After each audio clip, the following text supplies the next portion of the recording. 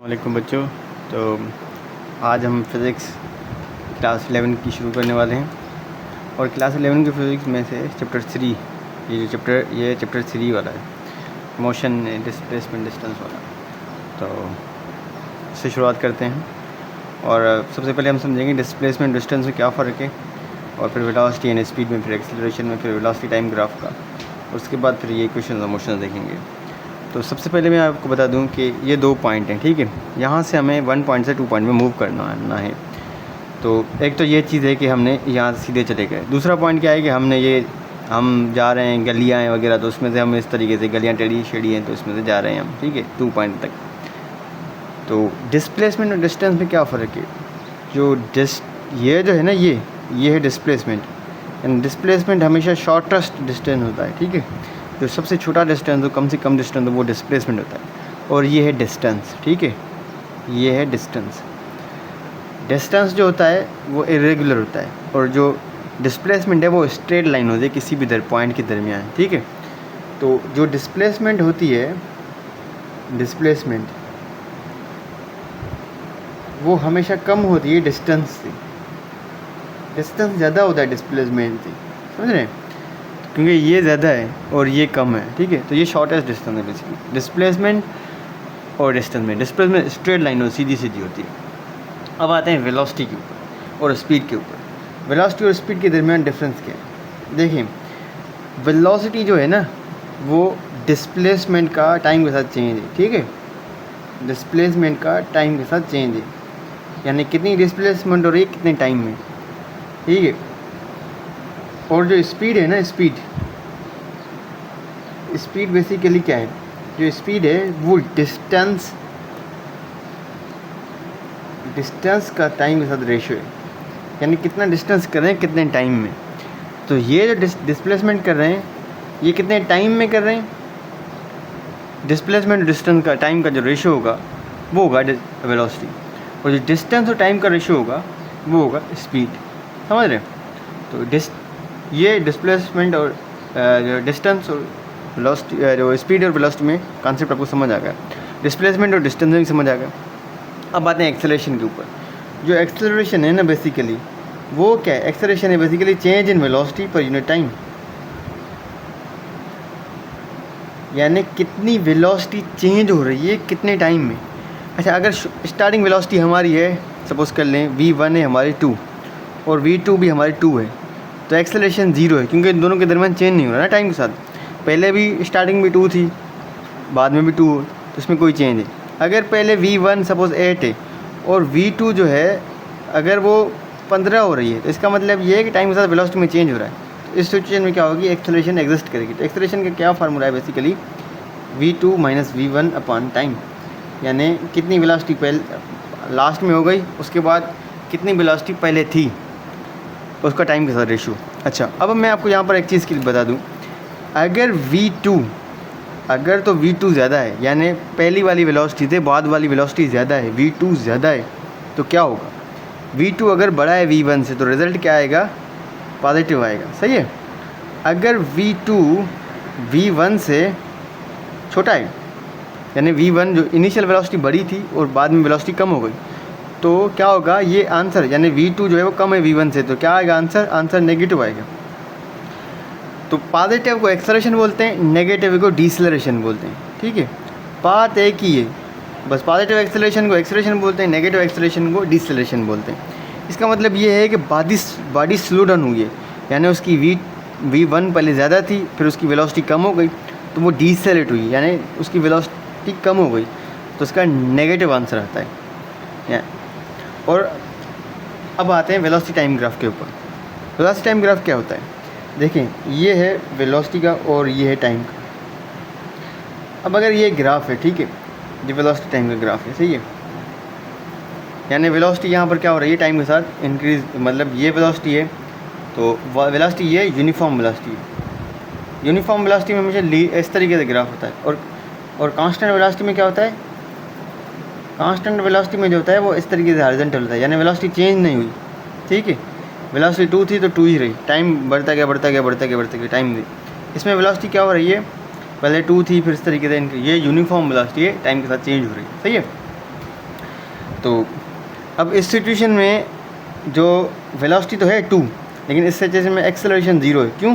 क्योंकि acceleration basically क्या है? एक्सेलरेशन है टाइम का वेलोसिटी के साथ चेंज। तो टाइम का वेलोसिटी के साथ चेंज तो है ही नहीं, क्योंकि ये हॉरिजॉन्टल लाइन है। यानी बेसिकली एक्सेलरेशन का मतलब ये है कि इसका ग्रेडियंट कितना है। ठीक है, वेलोसिटी टाइम ग्राफ का ग्रेडियंट चेक करेंगे तो इसका ग्रेडियंट कितना है? 0 है, क्योंकि हॉरिजॉन्टल लाइन है, तो इसका एक्सेलरेशन 0 है। इसका आप देखेंगे ग्रेडियंट कितना है, इसका ग्रेडियंट सर्टेन है, क्योंकि ये स्टीप लाइन है ना, इसका ग्रेडियंट कुछ है।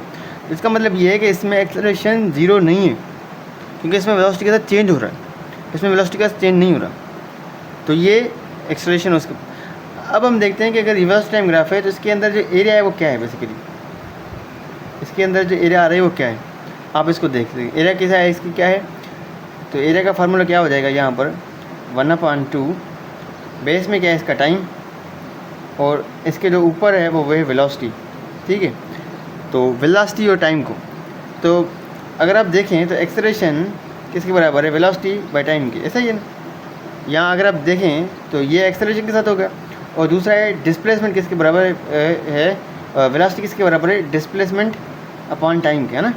तो अगर वेलोसिटी को टाइम के साथ मल्टीप्लाई कर देंगे तो क्या आ जाएगा? तो डिस्प्लेसमेंट हो जाएगी वेलोसिटी इंटू टाइम, क्या आ जाएगी? डिस्प्लेसमेंट। तो 1/2 वेलोसिटी इंटू टाइम क्या बता रही? डिस्प्लेसमेंट बता रही। तो ये जो वेलोसिटी टाइम ग्राफ है वो बताता है कि कितनी डिस्प्लेसमेंट हुई है। जो इसके अंदर एरिया है वो ये बताती है कि कितनी डिस्प्लेसमेंट उसने तय की है। वेलोसिटी टाइम ग्राफ के अंदर जो एरिया आती है वो आती है। अब आते हैं इक्वेशंस ऑफ मोशन के ऊपर। ठीक है, ये जो है ये 3 मुझे एग्जैक्ट याद है 3.5 तक है या 3.3 तक है, ये पंजाब बोर्ड के हिसाब से।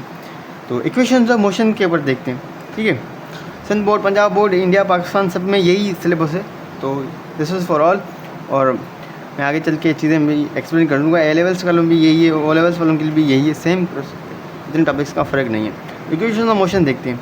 इक्वेशन ऑफ मोशन बेसिकली ये तब वैलिड होती हैं जब एक्सेलरेशन कांस्टेंट हो। याद रखियो, ये तब होती हैं जब एक्सेलरेशन कांस्टेंट हो। अगर तो एक्सेलरेशन टाइम का फंक्शन है, एक्सेलरेशन के साथ टाइम में चेंज हो रहा है, तो ये इक्वेशन नहीं होगी। इसमें इक्वेशन एक्सेलरेशन कांस्टेंट होती है, और यूनिवर्स में कांस्टेंट होती है। जो एक्सेलरेशन जो है अर्थ की ग्रेविटी मतलब है वो फ्री फॉल वो 9.81 है। ठीक है, तो मीटर पर सेकंड स्क्वायर। तो ये एक्सेलरेशन अर्थ की जो कि कांस्टेंट थी। तो ये इक्वेशन तब वैलिड होती हैं जब एक्सेलरेशन क्या होती है? कांस्टेंट होती है।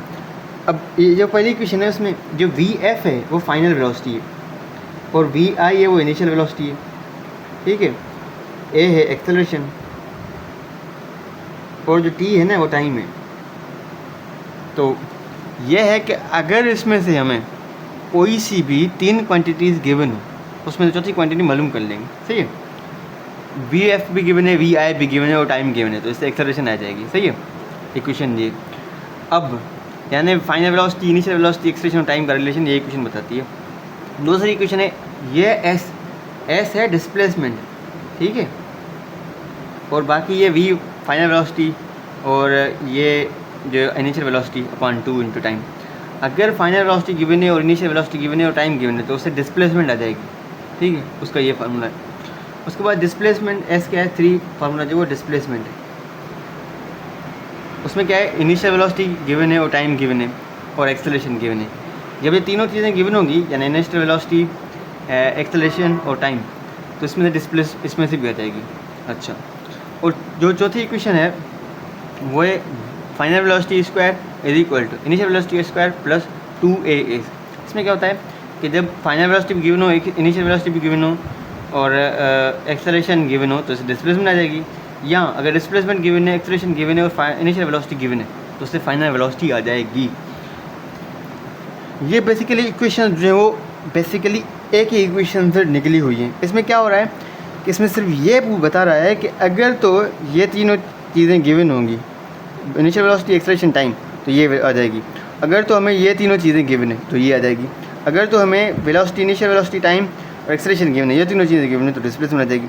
और अगर हमें इनिशियल वेलोसिटी, एक्सेलरेशन और डिस्प्लेसमेंट गिवन है तो फाइनल वेलोसिटी आ जाएगी। तो बेसिकली ये जो इक्वेशन है वो ये बताती है कि कौन सी क्वांटिटीज़ गिवन है, उनमें से हम कौन सी क्वांटिटी मालूम कर सकते हैं। तो अब अगर इस इक्वेशन ऑफ मोशन से कोई सवाल आ जाता है तो उसको किस तरीके से करना है।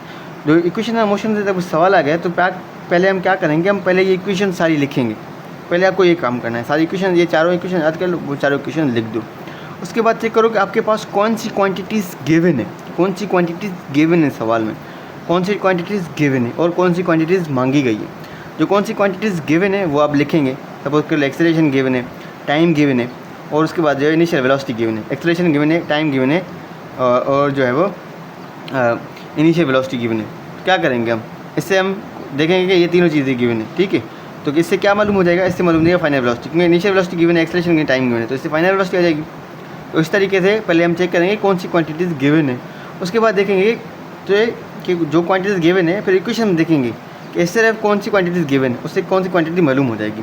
तो इस तरीके से जो चीज़ें गिवन है उससे हम अननोन जो क्वांटिटीज़ हैं, जो अननोन चीज़ें मालूम करने वो मालूम कर सकते हैं इससे। Thank you so much.